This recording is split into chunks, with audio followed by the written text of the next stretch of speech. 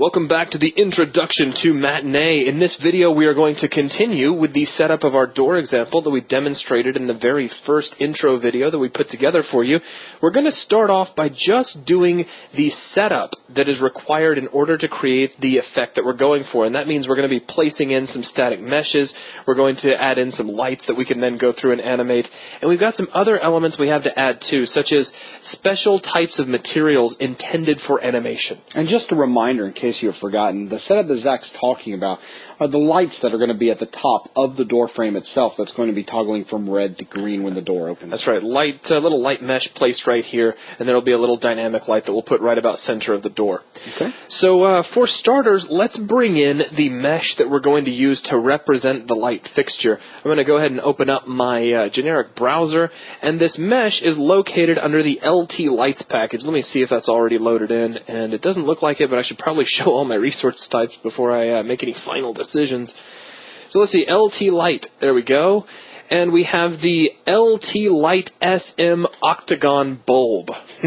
The shortest name in Unreal Ed. And actually, it's Octagon Light Bulb, but that's okay. That's fine. That's exactly what we need. And what I'm going to do is, with that selected, I'm going to right-click on the underside of the door frame and choose Add Actor, Static Mesh, place like so. Now notice I did not add an interp actor. That is because even though this object is not going to be dynamic in and of itself. No, it's not. The material that will eventually be applied to it will be dynamic. But since this object itself is not dynamic, we're just going to use a plain Jane static mesh. Okay, let's get this positioned a little bit better than it is. Notice, if you look down in the corner of my screen, my drag grid is currently set to 4, so I've got a lot of control here. I guess I could close out my generic browser. It's just getting in the way at this point. And we'll set that right about there. Let's also scale things down. Let's try 0.5. That doesn't look bad. Nah. And we could maybe pull that up just... There we go. So now it's just kind of hanging out from the underside of the doorway. And that looks pretty good. Now, that's just the mesh. That is not going to be the final material. As we can see, this is kind of a bluish material. And what we were going for was a red effect. So we need access to the material that is currently applied to this mesh. Because that is the goal. We're going to change the material. And then we're going to make it such that we can control the new material that we're creating through Matinee.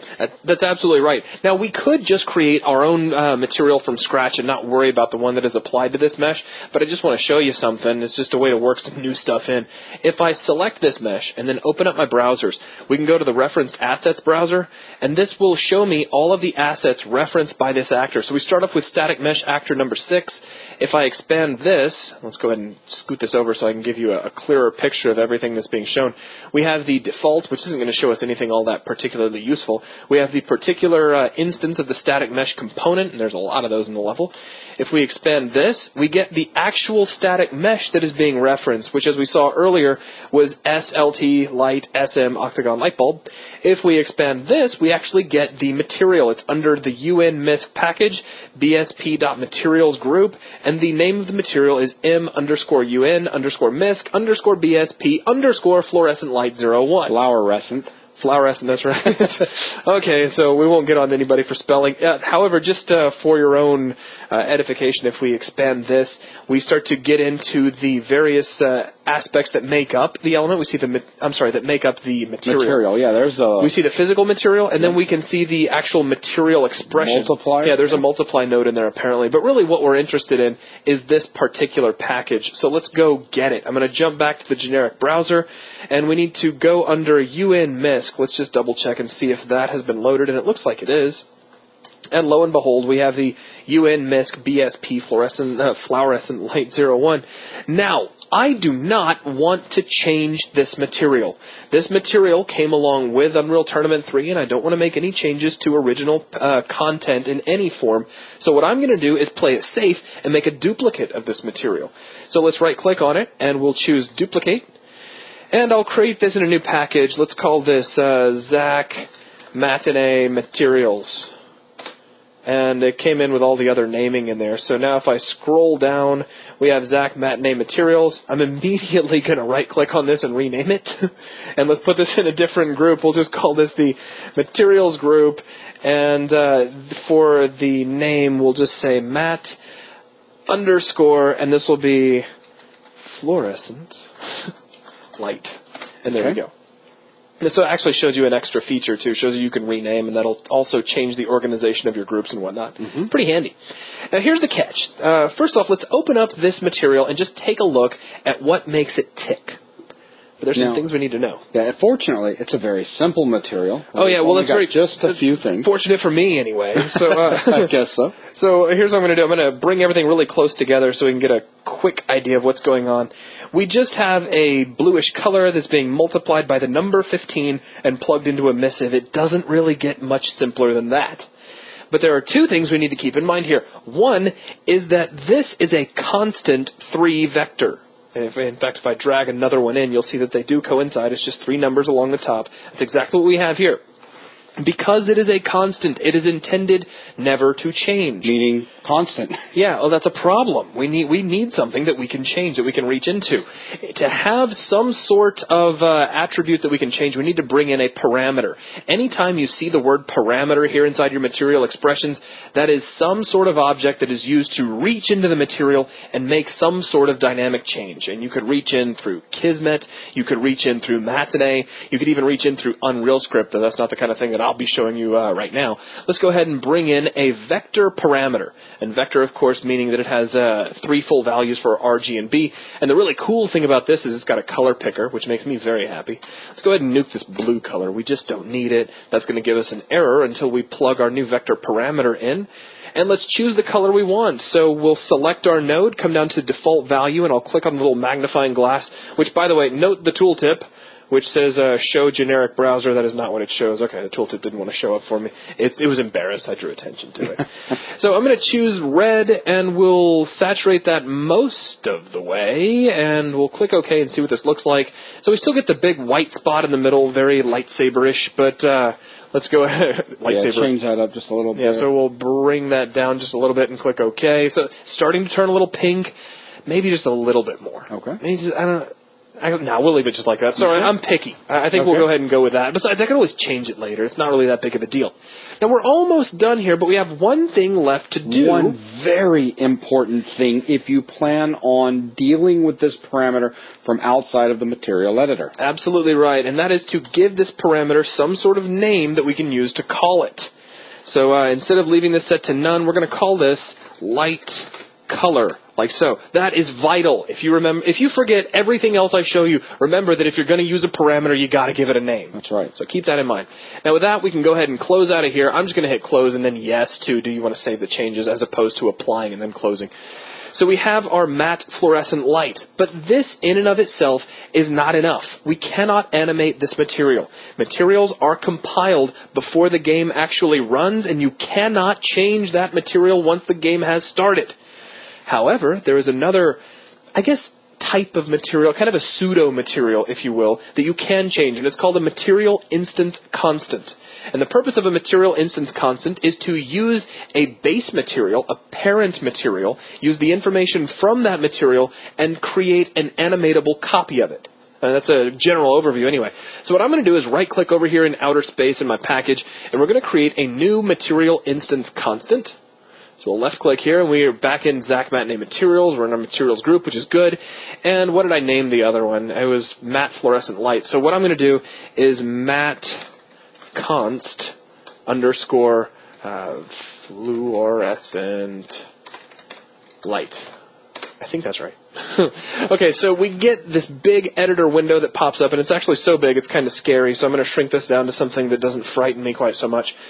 And we have a very simple user interface here. We got a little toolbar that allows us to see a grid. So we can navigate this by if I drag with the left mouse button, we're rotating around. Drag with right mouse, and we're zooming in and out. I can turn the grid on and off.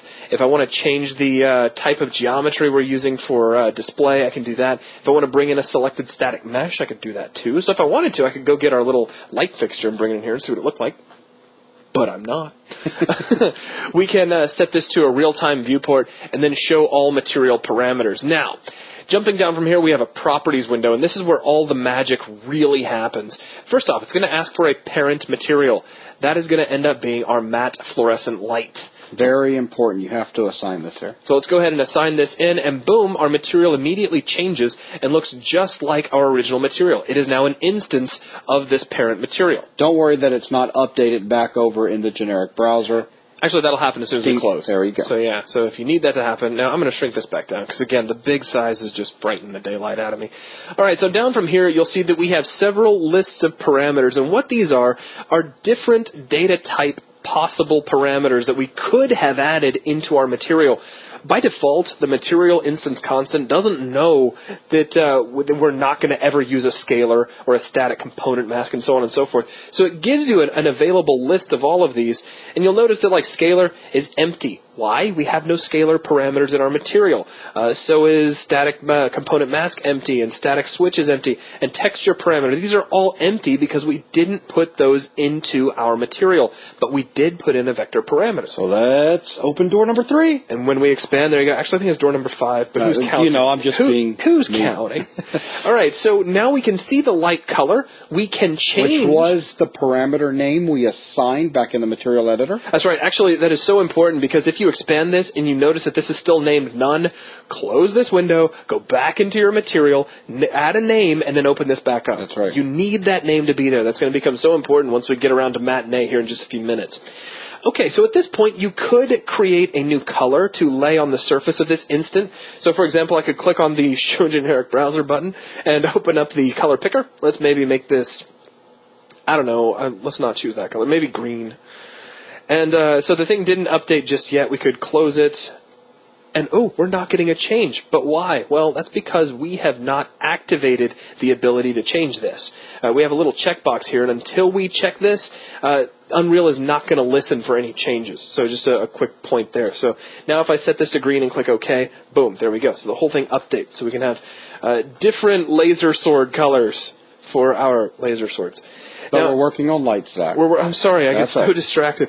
Now, if you need this to be back to your original red, notice you have a little reset button over here on the far left. If you click on that, that's going to go back to its original color, and you might have to update the viewport to make that change.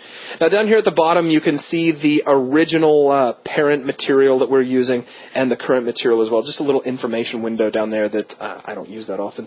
So let's go ahead and close this up, and we are done. We have our material instance constant created. The last thing we need to do is assign this material instance constant to this static mesh.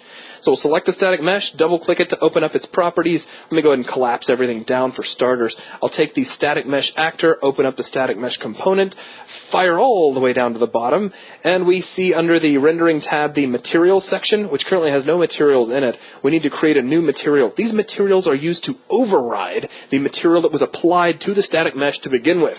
So if I click the little add item button, we get a new slot into which I can add a material. In this case, I'm going to select the material instance constant from the generic browser, and then click the Use Current Selection in Browser button, and ta-da! Now, if we get everything out of the way, our light has now turned red, and everybody is happy.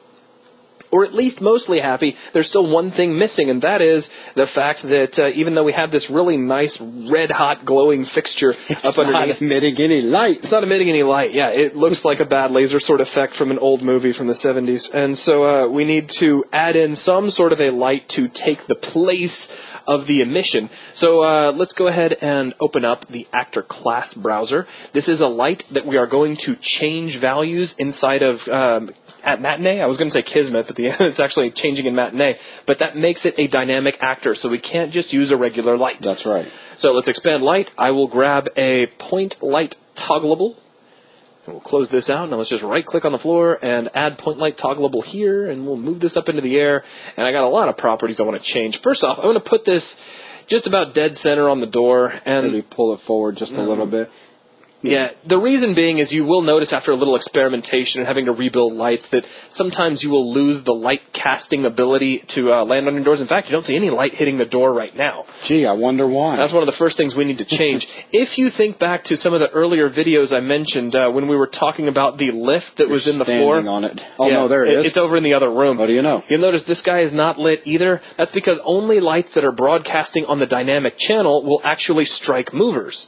So we need to take this light light, open up its properties, and let's close everything up real quick. Let's expand out its lights, expand the light component, and if we locate the lighting channels, we'll expand those too, and if we take a look, dynamic is currently unchecked. So boom, now we are broadcasting true dynamic light that can hit dynamic objects such as movers. So that's what we need. Now there are other properties we need to change too, so let me go ahead and close down lighting channels. Lighting color while we're right there at it. Yeah, we'll go ahead and do the color while we're staring at it. Let's set this to a value of red. And I don't usually go with full saturation because, well, it just usually looks cheesy. So we'll desaturate a bit, and it still looks like a very vivid red light. Mm-hmm. Then other things you might want to change, maybe increase the fall-off exponent. I'm going to try to double it to 4, and that should really tighten up the amount of red light that's washing over our scene. And I'll go through a quick autosave real quick while I rotate around. And really from here, it'd just be a matter of, digging through and figuring out the preference that you want. I might take my radius and pull it in just a little bit.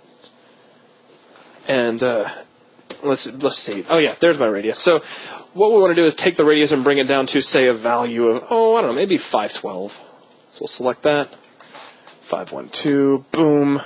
So it keeps it pretty tight, keeps it from really traveling too far across the room. I don't know. I might want it to travel across the room later. We'll decide. Yeah. We won't worry about it right now. Yeah.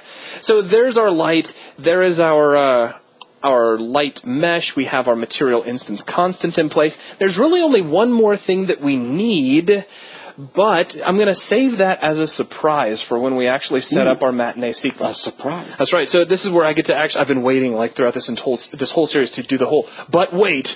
There's more. Do you want to go ahead and duplicate these? Actually, it's a really good idea. And then we can end this video with the rebuilding process started, and so they don't have to wait through it. That's right. So let's go ahead and select both of our objects. We have the light and our mesh. I'm going to hold down the Alt key, and we'll just drag those over like so. And I think that's the same on the other side. We'll just pull this one little lamp out just a little bit further. Push the light up above in just a tad, because it's right at the edge. It is a little bit too far, so yeah, something like that. Okay, so now we have our lights on both sides. I can't think of anything else we would want to do. So we'll go ahead and off camera, we'll rebuild our lighting, but that is going to wrap things up for this video. Thanks a lot.